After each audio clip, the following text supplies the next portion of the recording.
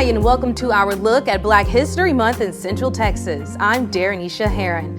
Over the past 48 years, the month of February has been set aside to honor Black Americans who have made positive differences in the lives of everyone. In this program, we'll look back at some of the news features produced by our KVUE reporters over the past few weeks who brought us the faces and places that tell the rich and diverse story of Black Americans in Central Texas.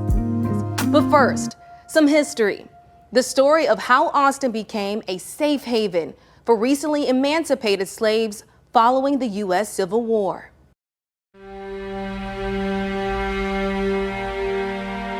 The Civil War was over. Eventually, 3.5 million enslaved Black Americans would be free. Even though the Emancipation Proclamation that ended slavery in the Confederacy was issued several years before, it wasn't until June 19, 1865, Juneteenth, that word reached Texas when Union General Gordon Granger announced the order to the people of Galveston.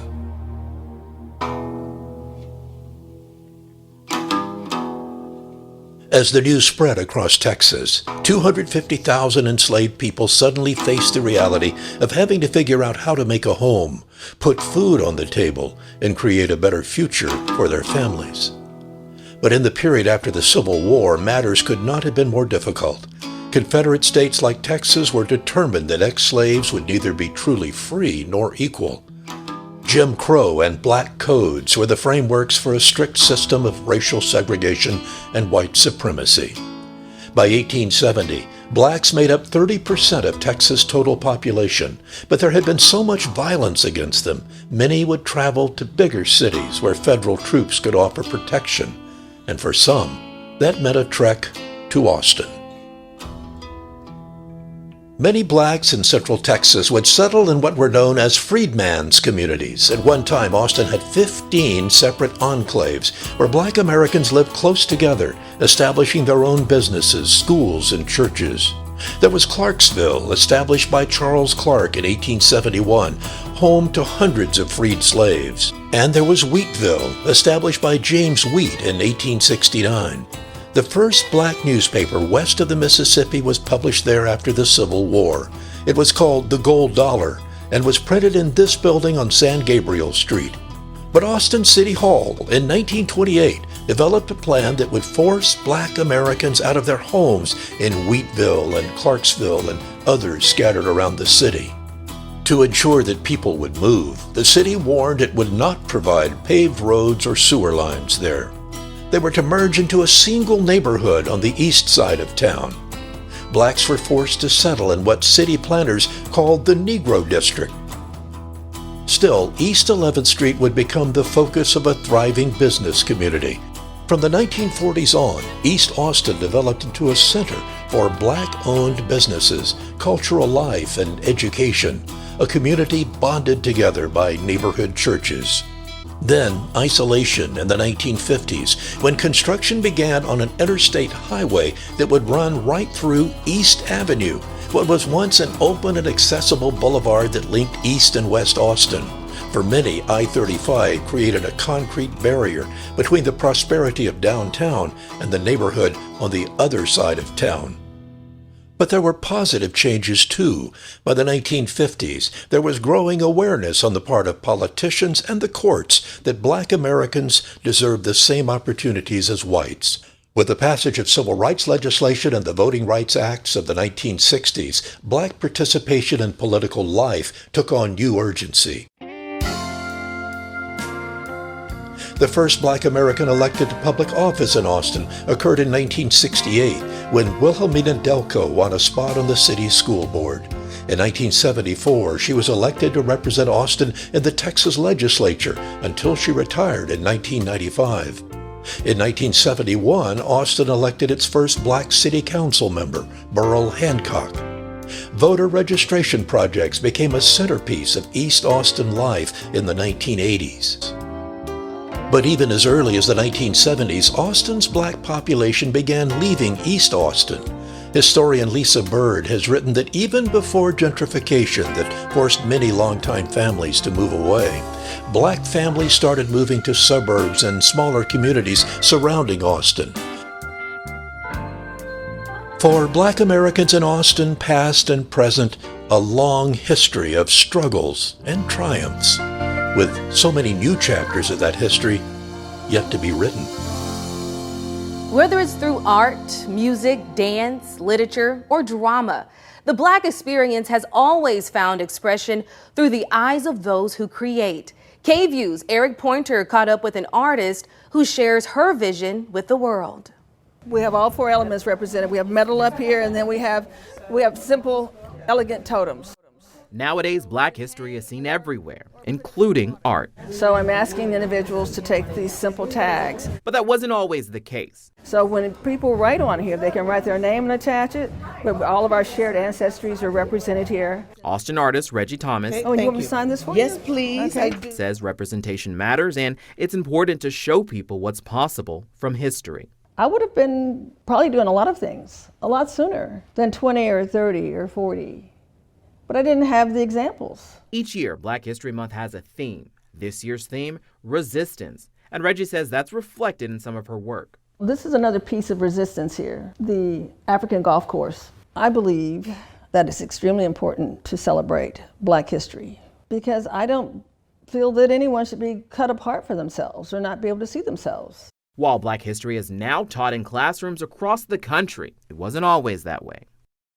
I believe that African American history is oftentimes overlooked. Dr. Talitha LaFleuria, an associate history professor at the University of Texas, says it's important to study African American history to understand the problems in society today. In order to address those issues, we have to understand what's at the heart of those issues and what's at the root of them. It's a sentiment she shares with Black history pioneer Carter G. Woodson. Well, I feel incredibly honored to be carrying on the legacy of Carter G. Woodson as a scholar of African American history. In 1915, Woodson formed the Association for the Study of Negro Life and History. Okay, good. She believes he wanted to raise awareness of the role African Americans had in shaping the country. There wasn't much emphasis or recognition of African American people or their contributions to American history. Then in 1926, he went on to start the first Negro History Week. The goal was to get public educators, particularly Black teachers and progressive white teachers, to teach African American history in the public schools. And so it was very popular. In 1970, the first Black History Month was launched, and in 1976, Gerald Ford became the first president to officially recognize February as Black History Month.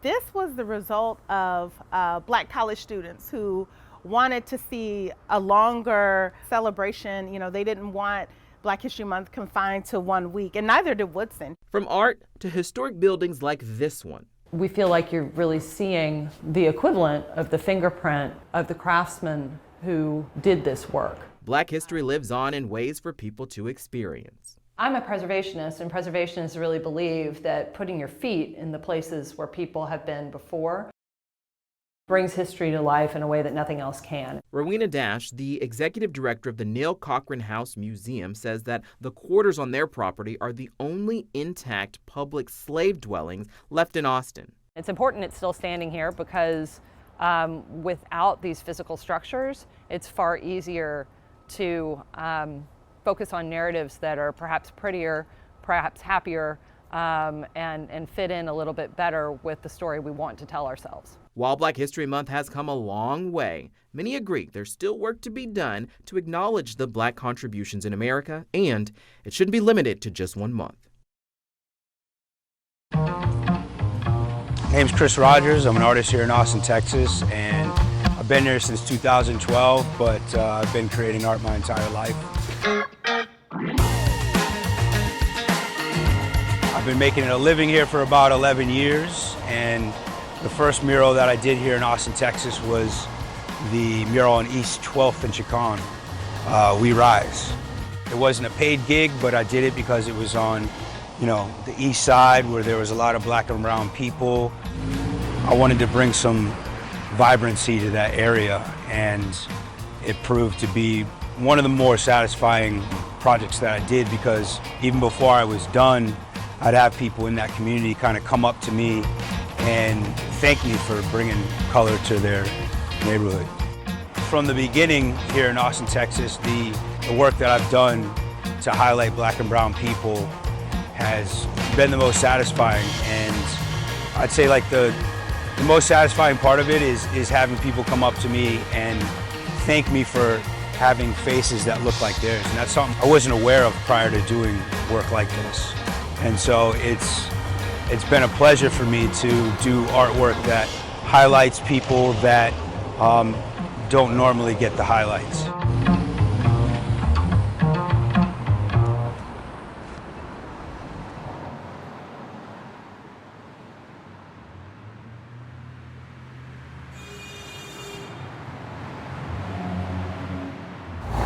Sylvia Stinson has walked this same intersection at 12th and Chacon in East Austin for decades on her way to work each morning.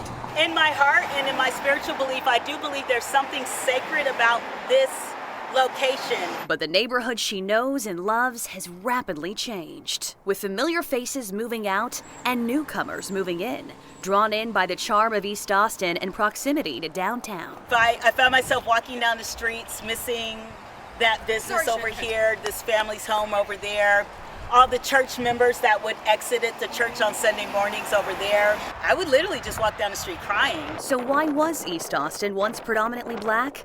100 years ago, black Austinites lived all over the city. But in 1928, the city of Austin implemented racial zoning, segregating black residents to East Austin. Dr. Amanda Messino teaches biology at Houston Tillotson University, located in East Austin. She has extensively researched gentrification happening in the area. Most recently, from 2000 to 2010 and from 2010 to 2020, the black population in Austin is declining. People are moving out, and this is notable. It is unusual for a city to have such fast growth and also have such a displacement of the black population. Eldrick Cooper has been cutting hair in the same barbershop window on 12th Street for 30 years. Some of his longtime customers have had to move due to rising costs in the neighborhood. So you're getting a lot of people that's moving out to Maynard, Pflugerville, your suburban areas. They don't want to leave Austin. And and Austin is starting to be a metroplex now. It's not just Austin and that's it. You got San Marcos, Cobb, Buda. So as the population changes, how do we keep black culture alive in this new Austin? That's a question residents like Imani Anu are working to answer every day. She's the director for the Austin Samba Dance School. Like the roots of a tree. The trees might be spread far apart. The residents are spread far apart now, but we are still connected underground. The change that Hannah talked about in her story is truly apparent inside an old school that was once the heartbeat of Black Austin. It was known as Elsie Anderson High School, where KVUE's Yvonne Nava learned that even though the school is closed, the memories linger. This was the band director's office.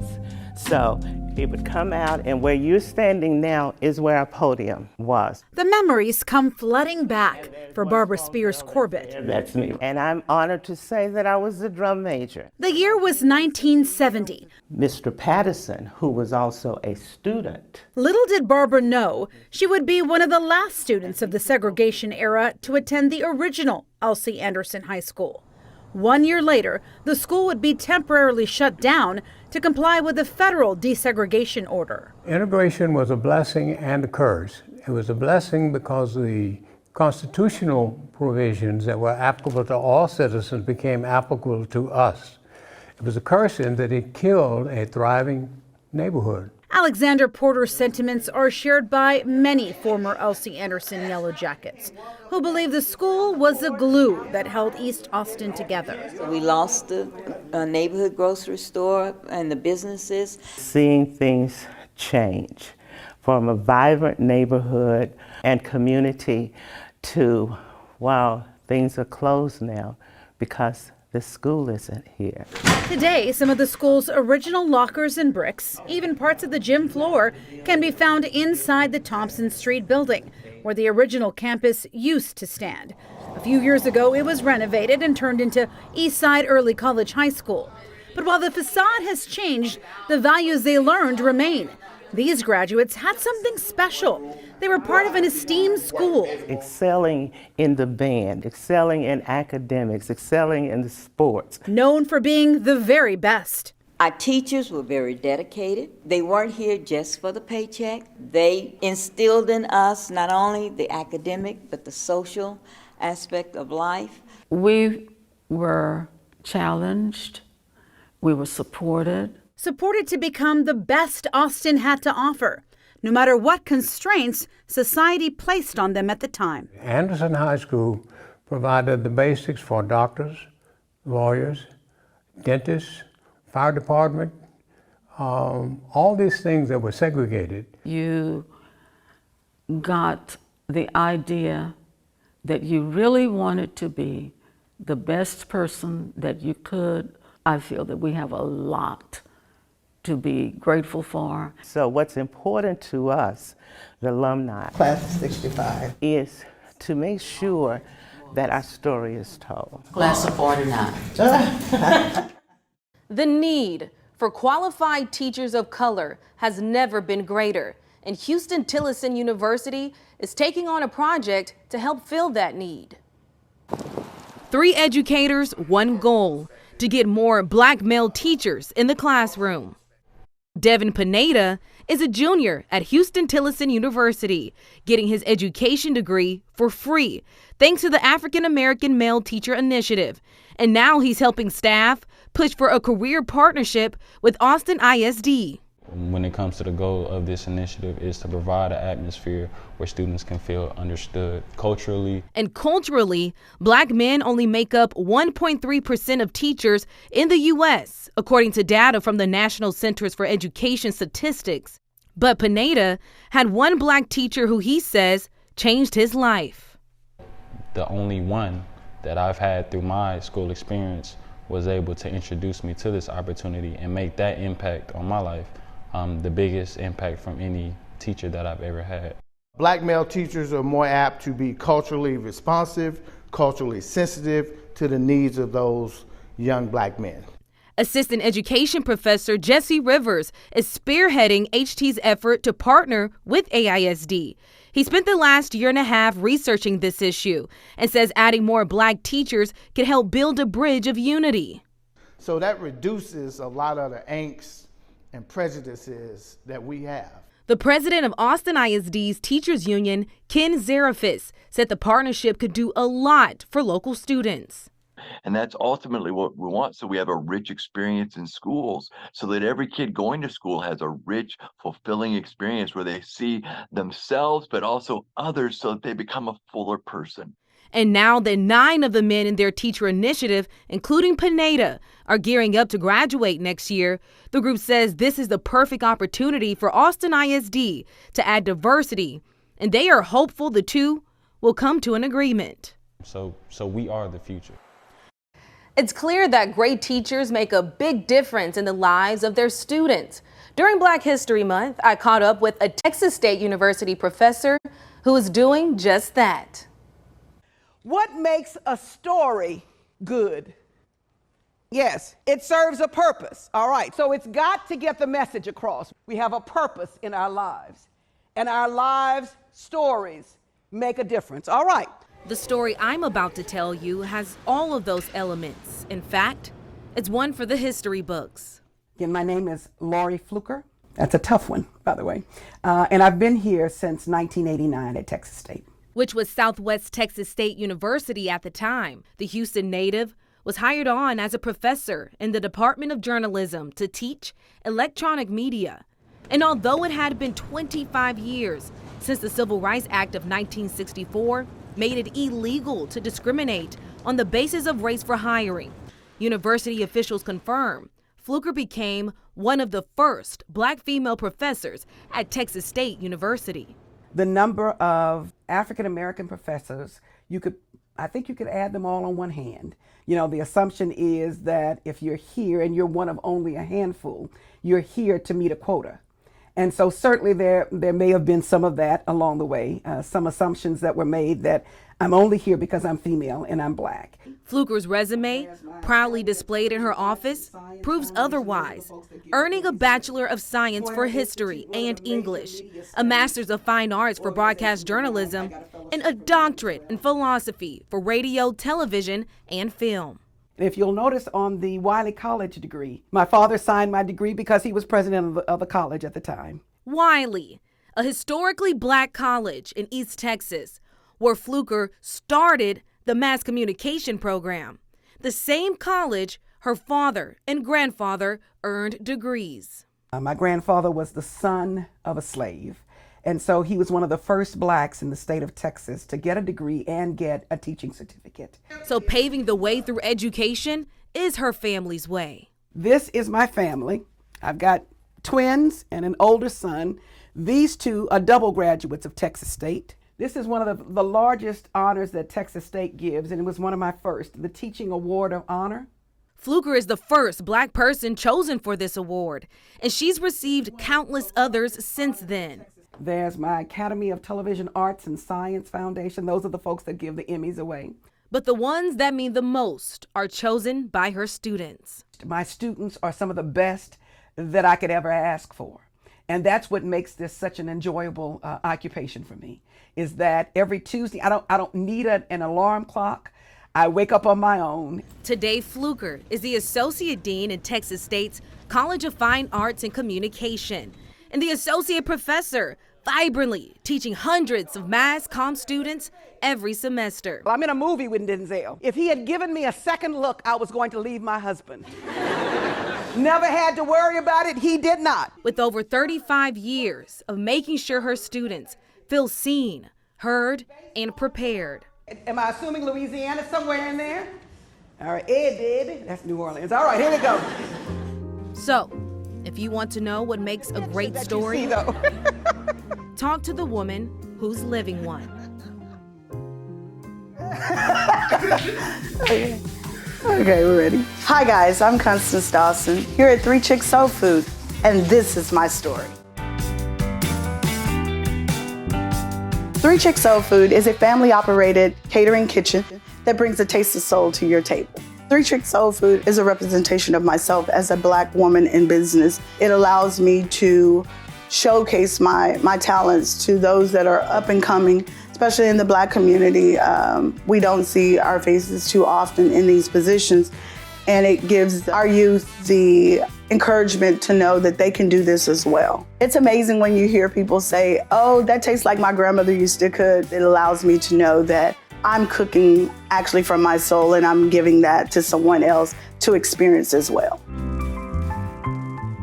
I was brought up in the country where I enjoyed spending time with my great-grandmother. When my mother had to go to work, we would be dropped off. It would be me and my cousins, and my great-grandmother would cook breakfast, cook lunch for us. We would sit out on the back porch and watch her go into the garden and come back in and cook it for us. Everything was just so fresh, and I knew once we ate that food, it was food for our soul. We all came together during birthdays, family reunions. The food meant a whole lot. It was like the staple. I was just inspired to have that same inspiration as my mother did, my grandmother did, my great-grandmother did, and my aunts. I loved it ever since I was a kid. I think back to those days, and I remember how proud my great-grandmother would be of me today to know that I've carried on her dream. I lived through her, through my food. We have been fortunate to cater for many of the corporate companies for celebrities. A company called Good Works Austin here that allows us to go out to the homeless shelters and provide meals for them daily. It's brought great pride to me to have fed so many people and to see the smiles on people's faces once we leave. Three Chicks Soul Food means a lot. Just watching everyone experience the taste of our food, it just gives you that warm feeling inside because it allows you to enjoy your family, enjoy food, enjoy fun. He was an extraordinary young Black musician who had a promising future. Sadly, Draylen Mason lost his life in a random bombing in Austin a few years ago. Today, Draylen is remembered for the gifts he left us and what might have been. Here's Eric Pointer. Draylen Mason's song, music just flowed through him like blood flows through your body, continues on. A legacy that 6 years after his death still washes over his mother, Shamika Wilson. I'm glad Draylen's story didn't end the day he died. And cascades through Austin's classical music community. Draylen, an accomplished double bass player, died in 2018 when a bomb maker mailed explosive packages to random addresses in the city. The ripples from his death hit immediately, says Draylen's private instructor, Dana Weichmans. It kind of was like the energy for this felt very halted at the time. Crushing long-term goals he worked so hard to achieve. Sorry.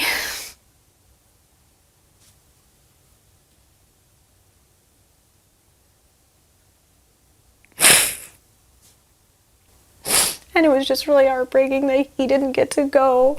And, you know, because he worked so hard to get into these music schools. But soon those ripples grew into a wave of impact. Based on how tragic this loss was, and that there was this person who showed so much promise and made it so obvious that he loved music so much.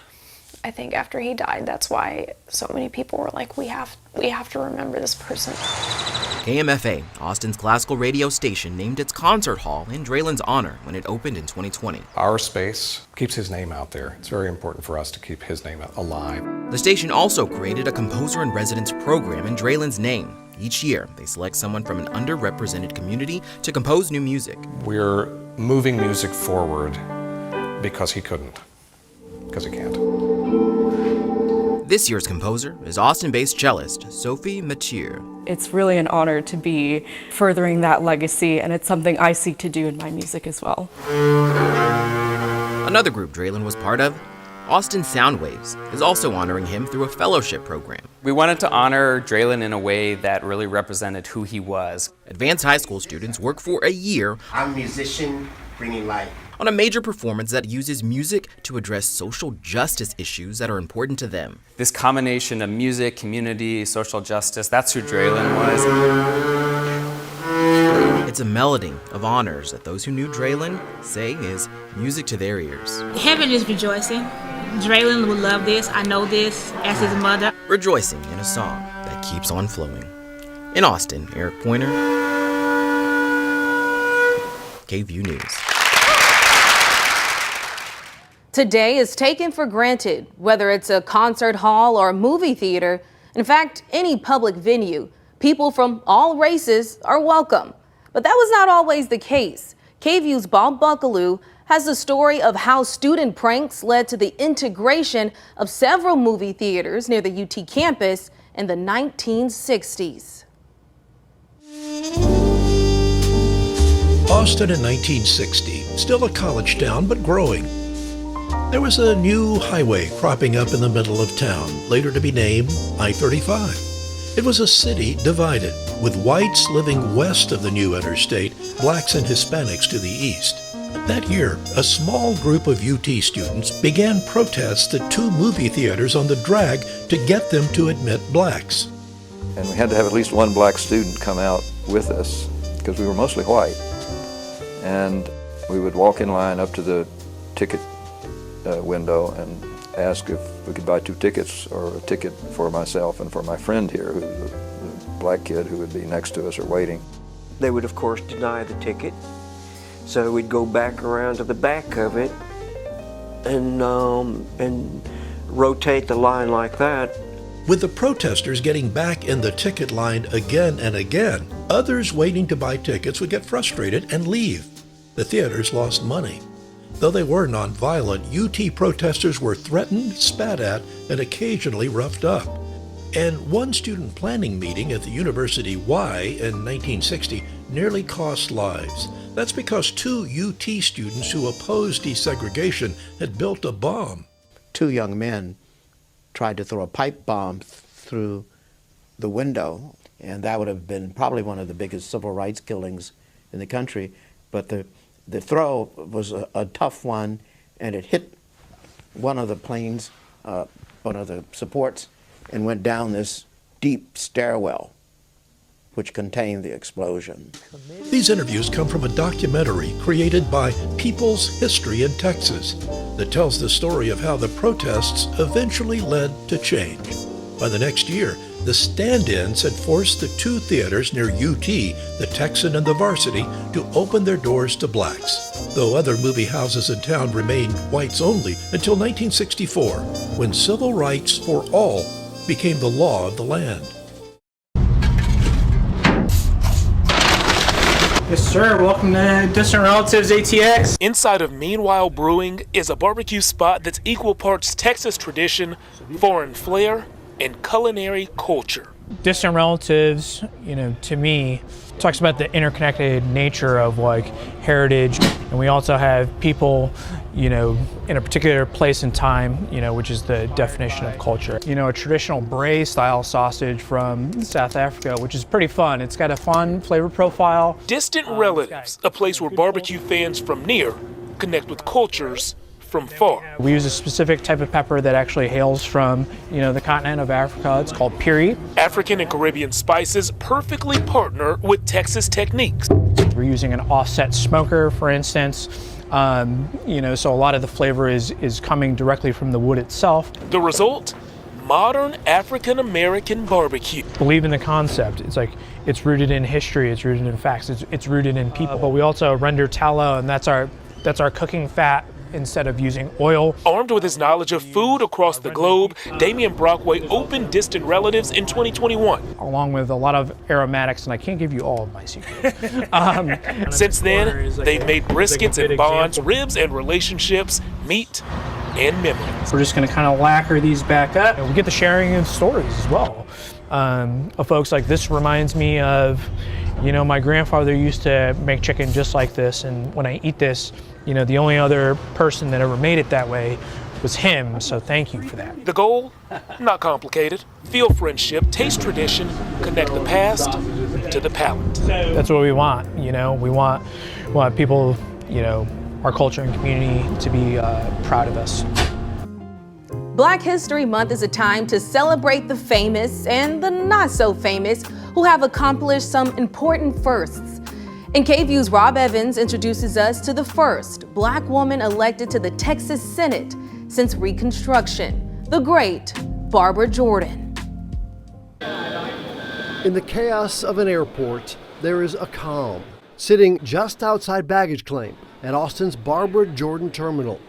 Millions have passed by these ropes. Most don't know the story of Barbara Jordan, a Texan who grew up in poverty in the late 1940s, yet worked her way through law school. In 1960, she discovered her love for politics. No more standing aside.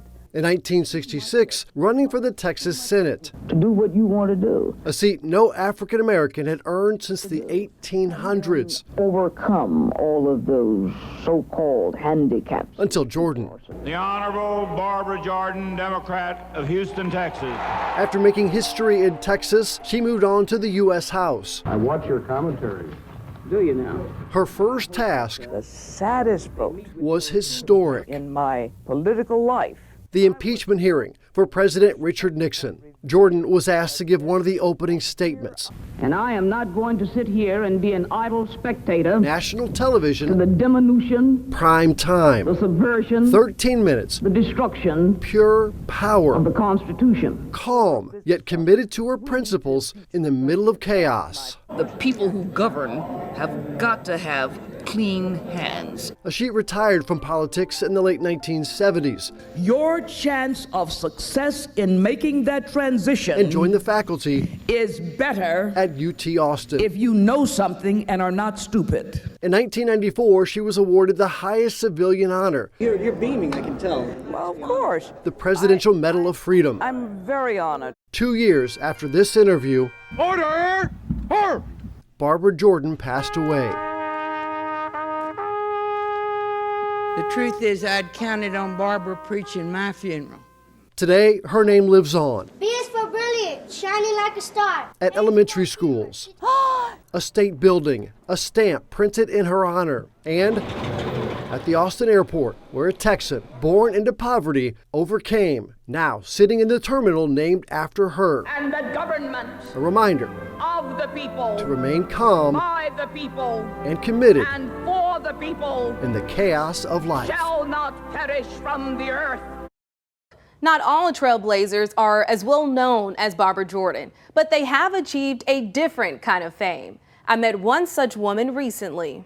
I'm going to ask our co-chairs to come on up. Come on up. My name is Tiana Kenny, and I've been an auctioneer for 8 years. Tiana, also known as TK, It is time for our live auction. has been changing the face of auctioneering. If you want a cowboy, that's not me. I'm not showing up in a cowboy hat. I'm not wearing a big belt buckle. Breaking stereotypes. Who's in every bid now? 6,000. We have 5,000. Who's in every bid now? 15,000. Do it again. They're in. 15 where? How do you warm up for these type of things? People are like, how do you move your mouth so fast? You want to make sure it's loose. So I do a lot of raspberries where it's and things like red leather, yellow leather, articulating the mouth. Charitable foundation. Because, you know, the lips, the teeth, the tip of the tongue. So I might wake up one day in Texas, the next day wake up in Seattle, the day after that wake up in Portland, wake up in New York City, in Illinois. You get it. She's booked and busy, but based here in Austin. Shifting careers from the Army to banking, to becoming one of the first Black women in the country to earn the designation of Benefit Auctioneer Specialist from the National Auctioneers Association, meaning she specializes in fundraising auctions. How did you get into auctioneering? That's just a job you don't really see a lot of people do in general, but then on top of that, you're a Black woman doing it. I didn't know what I didn't know, and so I started looking how to become an auctioneer and found out there's an actual school you have to attend. My classmate said, you need to come do our auction. I'm on the board of such organization. You should come out. I said no for quite some time because I had no clue what I was doing. 2 years later, I finally did. I volunteered, I did one, and I was hooked. Hooked to the rush of getting a crowd going and feeling good while raising thousands, sometimes hundreds of thousands of dollars for nonprofits.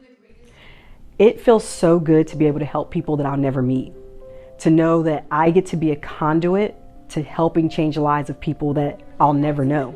$10,000 bid, every bid now 10 where? We have 10, thank you. According to the National Auctioneers Association, only 14% of their members are women, and less than 1% of the auctioneers are Black. You had 11,000, we have 11. When I first became an auctioneer, I didn't think about the ugly side of history. I remember the first time someone told me they were a 6th generation auctioneer. And I was like, oh my gosh, that means your granddad. And so this is where I'm going with it. But then as my fingers started ticking, I wondered what they were selling. Before the Civil War, auctioneers sold off enslaved African Americans, the same way they auctioned off cattle and other goods. There's a history in it that can be painful, that while we may not experience it, it was a form of oppression for us. To be the mentor and leader she struggled to find at the start of her career, TK teaches at the McLennan Community College Auctioneer Academy in Waco, as well as founded her own company, Astounding Auctioneers, a conduit to get more women and people of color into the industry. Paddles up high, and we're going to start the bidding off here at 5,000. And remember, it sleeps 24. We have 5,000, now 25, and now 75. And so what I love about this opportunity is that I can now bring more people into the fold, share the abundance of opportunity, the good spirit. Do it, do it. And also that there are some incredible people who are auctioneers, and at the same time, take back something that was used to hold us down. And using her voice to lift up others, we sold it your way. Wanting to break into this fast moving industry. My name is Tiana Smith, founder of Ballet Afrique, and this is our story. The genesis of Ballet Afrique is as a dance teacher. I really just wanted to take my students to see a local dance company in Austin perform. I saw them all slumped in their chairs. Then I realized nobody on that stage looks like them. I said, you know what? I have to be the one to bring this to Austin. My introduction into music and dance and art came from my family. Anytime there was a gathering, there was dancing. Every morning when I woke up, my dad was singing to me. Even if it's just like clapping gestures, these are things that are passed down to us. It tells you who you are without words. The arts and music and culture that I was used to looked nothing like what I was seeing on a high school level of dance curriculum, and I did not feel like it was for me. The way I move my body might be interpreted as wrong or too strong or too bold. Microaggressive types of experiences, you can feel what their impression is of you. It starts to impact how you feel about yourself. Our children have a habit of walking in and dimming that light so that there are no problems. What I love about Ballet Afrique is that it is just a mixture of a lot of experiences that I had growing up and addressing those at a lot of different ages and stages. I want them to see the beauty and the love and the richness of the culture. It doesn't have to be structured because it lives in us every day. When you come to Ballet Afrique, you're gonna walk through the door, you might see ballet, you might see African dance, your teacher looks like you, everybody around you looks like you. Everything that I've done has been to try to validate their worth. The impact of Ballet Afrique is profound. It means hope. It means no limits. I've seen children start at this academy at age 4 and end up at Harvard University, UT dance program, Howard University, TCU, many places because they started here.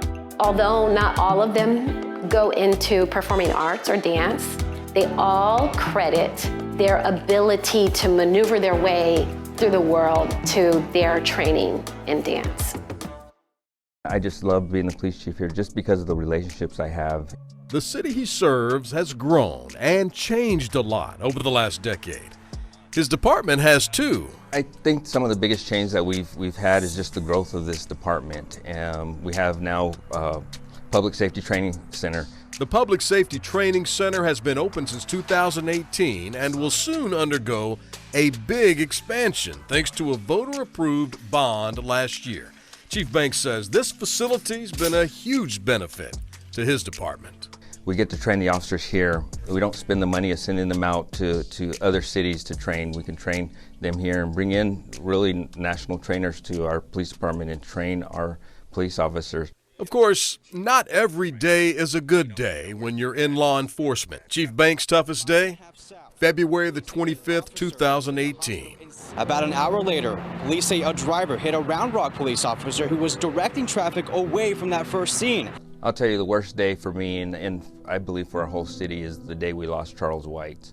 Officer Whites was hit by an intoxicated driver, and for me, sitting there on his bedside and watching him take his last breath, that's family to me, and every single one of my employees, that is family to me. And so sitting there with his family and watching him take his last breath is probably the toughest day I've had as a police chief. White's picture is hanging on the walls inside the lobby of the police department. And soon Chief Banks and his department will build a new memorial outside the building to honor Whites and other officers who've died in the line of duty. He says that duty to serve is what drew him to be a police officer. His proudest day as the chief in Round Rock was the day he became the chief. They took a chance on me because of how I communicate with our public, how I interact with our public. As for being the first black police chief in the Austin area, it's not something Chief Banks takes for granted. He also says, though, that he wasn't hired because he's a black police officer. He was hired because of what he brings to the table. He hopes that's an inspiration for future officers. And I want other kids that might look like me to say, you know what, if Chief Banks can do it, then I certainly can do it. And that's been my initiative ever since I've been here, is to get out into these neighborhoods and to talk to these kids and let them know my story and my testimony, to say, if I can do it, you can do it as well. There may be a third grader out there with a dream, just like he had all those years ago. I will never ever be able to understand or see the magnitude of the lives I've helped or lives I've saved, and that's okay. If we saved one and we changed one life, it's been well worth it in the last 32 years. And so for God to put me in a position to be a police officer, my job is to make sure that I'm doing what I'm supposed to do, what He's called me to do. As we continue our celebration of Black History Month on KVUE, he was a young Black sailor from Central Texas who became one of the early heroes of World War II. Bob Buckaloo has a story of Doris Miller. December 7, 1941, a Sunday afternoon in Austin, population about 88,000. These scenes give us a pretty good view of what Austin looked like around that time. And it's easy to imagine that afternoon as some people were listening to a concert on a local radio station when programming was interrupted. Flash, Washington.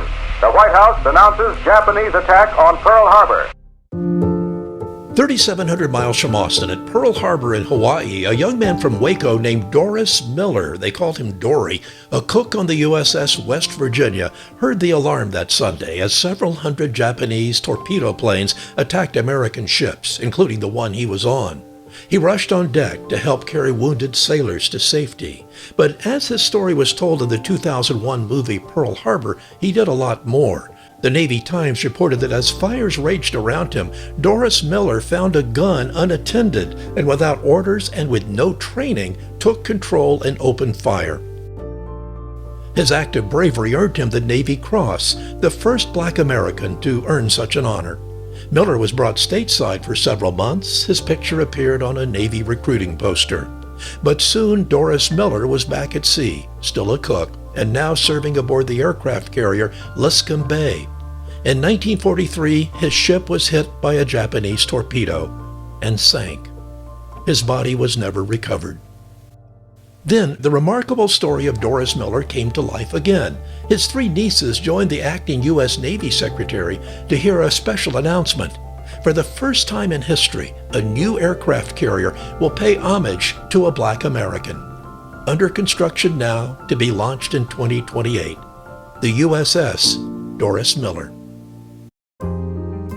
Sports can be an equalizer, and places can be too. For Volma Overton Jr. and Scotty Sayers, the combination of both brought them together. We have 4 generations going on 5 that have played on this golf course, you know. There's not a place in this town that I'd rather be than out at Lyons Municipal, out at Muni. That's where the two met their best friends and fell in love with the game of golf. But their experiences at the start were different. This is first one south of the Mason-Dixon line. In late 1950, 2 black boys as young as 9 went against the law and started hitting some balls at Lyons Municipal Golf Course. Little did they know it would lead to a monumental step toward desegregation in Austin. Almost 74 years ago, right here where this thing happened, and the mayor said, let them play. My father and a couple of other friends said, well, hell, if they can play, we can play too. So they started playing on a regular basis. Months later, Lyons became one of the first courses in the South to voluntarily desegregate, a change then 4-year-old Volma remembers well. There were only actually 3 black groups that played golf on this golf course on a regular basis. One weekend I was out here with my father and I looked around and that's when I said, Daddy, where did all these people come from? I'm talking about us people, you know? And he said, son, looks like the word's gotten out. I remember things that I was truly amazed about, seeing so many black people on the golf course, and it was full. But it wasn't all birdies and holes in one. So it wasn't always open up. When you say open, it was integrated, but we couldn't come into the building for some time. Not even use the restroom? Nope. Volma says it wasn't until the late 50s that changed, but it did not stop him from making some of his fondest memories. Because of their bravery, I can be on this course and learn a little bit about the game. So with the putter, it's just a little pendulum stroke. First one to make one. I got 2 lessons, one on how to improve my swing and the other on the 100-year history of the course and how these 18 holes are in danger. All right, now you got a chance to make it a 3-way tie. The University of Texas leases the green space to the city of Austin, but there are concerns the 141 acres could be developed. Today to discuss the future of the Lions Municipal. So far, their attempts to keep that from happening have been a miss. The battle is not over. Since 2019, Scotty and Valma have been on the board of the Save Muni Conservancy, the nonprofit fighting to strike a deal to protect the course as well as turn part of it into a museum to recognize the role Black people played in building it. So they're going to keep teaching. You're very teachable. I tell you what, about how this green space influenced desegregation at libraries and fire stations in Austin, and eventually other golf courses in the South, in hopes of achieving victory to preserve not just Black history, but America's history. Whether you're walking or driving in East Austin, it's hard to miss the colors. The neighborhoods covered by new developments, the culture cemented in establishments. But underneath it all, the miles that make up the East Side were once made of squares. The city determined that Black people would live in 6 square miles of the city on the East Side. It was part of what was called Austin's 1928 master plan, a part of Austin segregated with a goal to isolate Black folks while controlling their properties outside of the once known Negro district. A city divided. What you found was a lack of a grocery store, lack of resources. But you found resilient people that figured it out. Black businesses thrived in that time, and people really took care of each other. It's why almost a century later, an organization took that area and redefined its meaning. Our name 6 Square speaks to the 6 square miles that we were allowed to live in from the master plan in 1928. 6 Square, launched in 2013, highlights 14 locations. CEO Pamela Owen says the goal is to keep history alive. Each stop is the pulse of a community that has thrived beyond measure in a city that hasn't always been fair and equitable. Because these restaurants and businesses were the glue that held the community together. And when people walk into them, Owens believes everyone should know their significance. When you walk into Victory Grill and you sit down and have that drink or that food, get curious about what that once was and what it meant. Stories ingrained in a part of a city Owens hopes generations keep sharing, so when new developments pop up, the history remains. Even if you've bought that building and you're turning it into something else, you can be an active part of not letting the stories that are connected to the people that built this part of the city die. And there you have it, the places and the faces of Black History Month 2024 in Central Texas, as told through the eyes of our reporters and photojournalists. We hope you've enjoyed this special celebration from KVUE News. I'm Daranesha Herron. Thanks for joining us.